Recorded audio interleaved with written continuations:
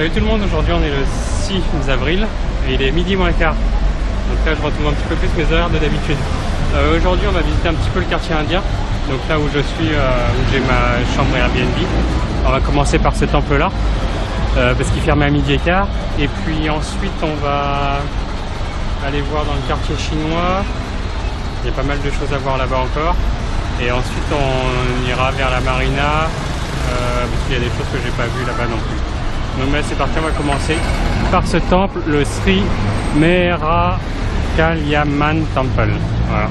Et donc comme dans tous les temples hindous, en fait, il faut retirer nos chaussures. Et après, c'est vraiment un lieu de prière. Là-bas, ils prient donc au niveau. C'est très très joli. Il y a pas mal de lieux de prière. On peut acheter des en face, on peut acheter des fleurs. Et là, aller prier devant la statue. Donc on peut faire la queue, etc. C'est très joli. Encore autre chose par rapport à notre cathédrale.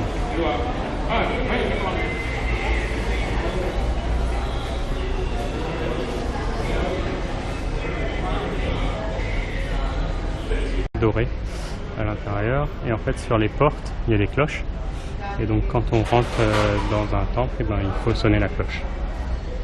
Alors je sais pas pourquoi, peut-être pour écarter les mauvais esprits, quelque chose comme ça, comme les marches dans les temples en Thaïlande.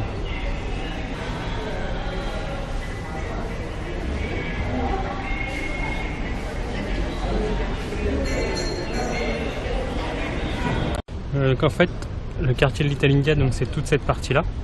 Il y a pas mal de monuments. Bon après, donc on a été voir celui-là. Après, il y a quelques autres temples, des églises, Indian Heritage Center, des choses comme ça. Et donc là, on a aussi des maisons super colorées. Bon, elles sont pas toutes comme ça hein, dans le quartier,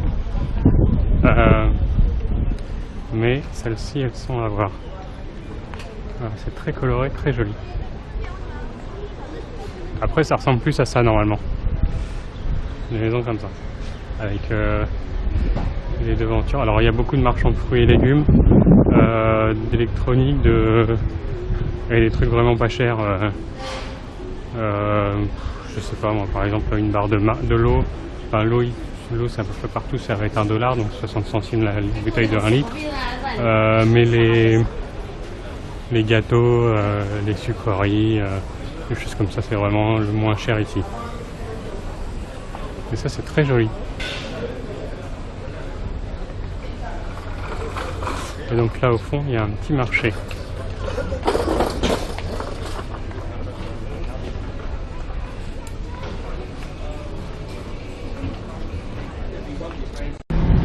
Et en face là, donc les gros bâtiments où il y a le bâtiment rouge, vert, bleu et derrière c'est jaune, ça s'appelle le Record Center. Voilà, c'est aussi une des particularités de Singapour, c'est que des fois il y a des gros bâtiments peints comme ça. Donc comme c'est en travaux, on ne peut pas y accéder. C'est bien dommage. Donc on va continuer notre balade à travers la ville. Et du coup là je crois... Je sais plus ce que je voulais voir, c'était, je vais regarder ça. Après me diriger dans le quartier musulman, donc avec Arab Street et la mosquée du Sultan. Donc on va voir ça. Là on est de l'autre côté donc de Record. Merde, je sais plus. Enfin bref, avec tous les bâtiments de toutes les couleurs. Et donc je pense qu'ils sont en train de le rénover pour redonner une couche de couleur, parce que c'est un des trucs typiques ici. Il y a quand même de gros bâtiments comme ça. Il y a plein de buildings, c'est impressionnant. Voilà, donc là on continue la petite balade. Alors, donc là on se trouve sur Arab Street. Bon après il n'y a pas grand chose d'intéressant dans cette rue. C'est surtout qu'on est juste à côté de la mosquée du Sultan, donc qui est juste là derrière.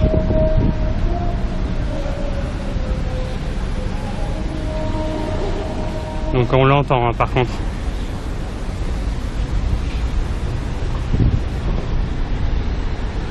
Ah voilà. Et donc là on est vraiment dans le quartier musulman.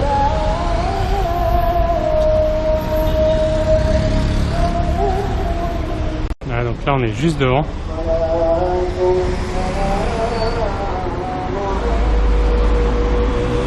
quand même impressionnant. Enfin, alors je sais pas si c'est le devant, je crois que c'est plutôt le derrière. Donc on va aller voir, j'ai vu qu'il y avait un panneau ici, Sultan Mosquée. Donc on va aller voir par là. Bon. Après il y en a, ils ont des véhicules très spéciaux hein, pour conduire. Voilà, mais c'est marrant le contraste entre la tradition ici et puis la modernité avec les gros buildings juste à côté. Voilà. Du coup on va aller voir par où ça se trouve. Ouais, effectivement, c'était l'arrière. Là on est sur le devant. Donc c'est quand même autre chose.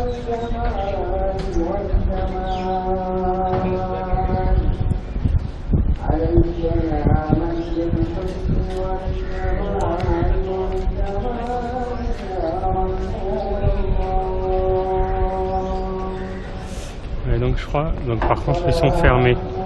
Ça rouvre à 14 h.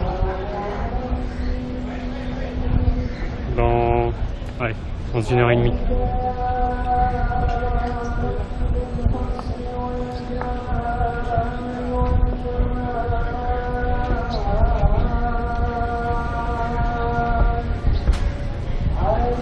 C'est bizarre, il y a encore des gens qui rentrent. Voilà, ça change, c'est encore autre chose. Mais elle est vraiment très très grande celle-là. Et donc là, juste en face de la mosquée, en fait, il y en a une grande rue comme ça, qui est hyper commerçante avec quelques restaurants, quelques boutiques de souvenirs. Mais c'est surtout les façades qui sont très jolies. Moi, je trouve.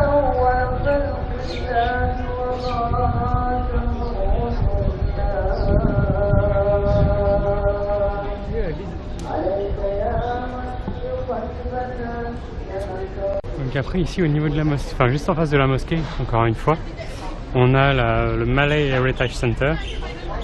On va aller voir un petit peu ce que c'est.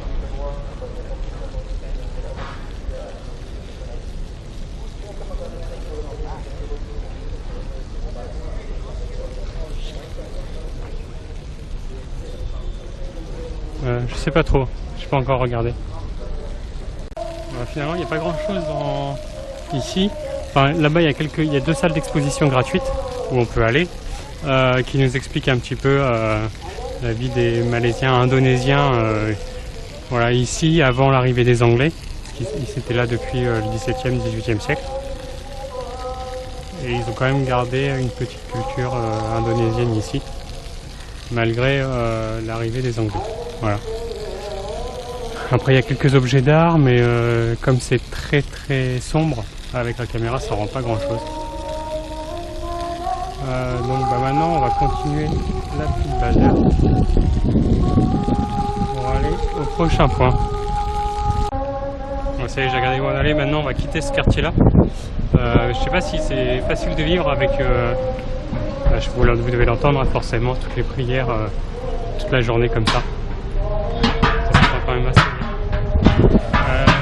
Et donc là on va quitter ce quartier là pour retourner dans le quartier chinois où on avait déjà été, enfin où j'avais déjà été il y a quelques jours, mais sans trop filmer.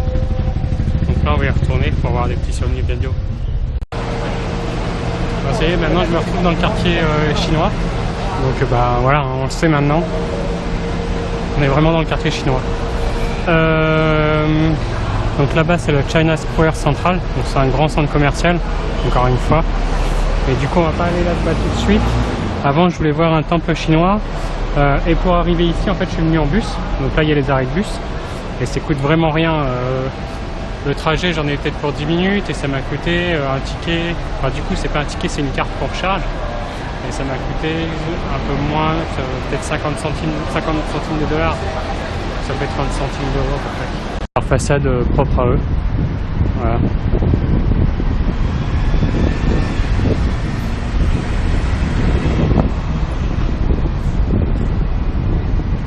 Avec les gros buildings derrière. Après en plein dans le quartier chinois, et ben, donc là on a ce grand temple là. Donc je voulais aller voir aussi. Et juste à côté on a une grande rue, enfin le quartier chinois c'est facile parce qu'il y a plein de lampions chinois dans les rues. Voilà.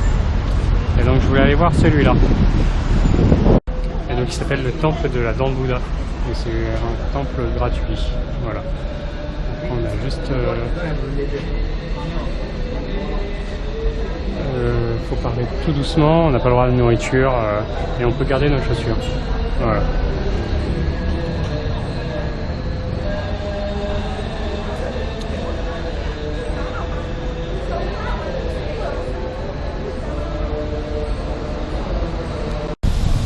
Et donc le quartier chinois, il y a des visites qu'on peut faire aussi. Donc c'est le matin je crois. Ça va coûter, il me semble, 35 ou 40 dollars singapouriens. Ça fait 25 € la visite. Et ils font la même chose pour le quartier indien. Voilà.